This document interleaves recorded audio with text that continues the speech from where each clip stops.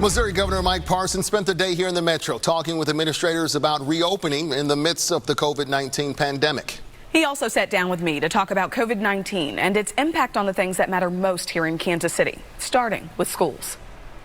What is your guidance to educators on really having to do more with less resources going into this school year? Probably about 90 million of that we got kind of backfilled to some of the COVID care that we're being able to use, the CARES Act that we're going to be able to use. Hopefully, according to what I think on the federal level, there'll be some more financing come that's going to be going directly to the schools. Kids I talk to overwhelmingly want to go back, but they tell me they're concerned. I'm happy that he's pushing for schools to reopen, but also, I don't know, to be mindful about kids wearing their mask all day. The numbers are higher than they have been ever, and a lot of kids might get sick and a few kids will die. Well, I hope that's not the case. I mean, I think we all hope that. We talk a lot about the kids, about lower risks of serious complications from COVID-19 when it comes to children, but there are a lot of teachers, a lot of support staff, administrators who are older. Maybe some of them do have some of those risk factors.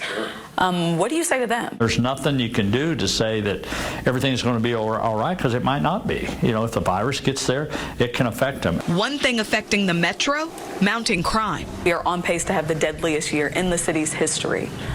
How do we make our community safer? Saying you're going to put a lot of police officers on the ground, saying you're going to do a lot of things, I get that, I support that. But at the end of the day, what are you going to do long term that really is going to change that kid's life to give him an opportunity to get out of a situation that's been going on for decades?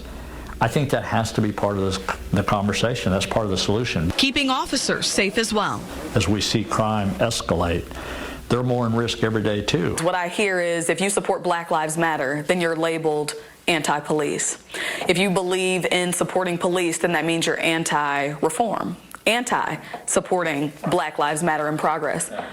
What is your belief? What is your position? How do we get past that? Look, I'm going to support law enforcement, always have.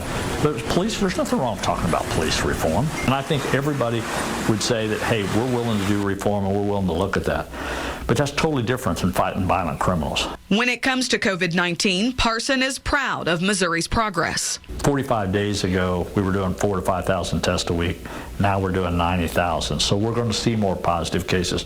What about the positivity rate, though? And that's what I'm saying. I think the positivity rate is going, as long as we keep doing and continue high numbers of testing, you're going to find that.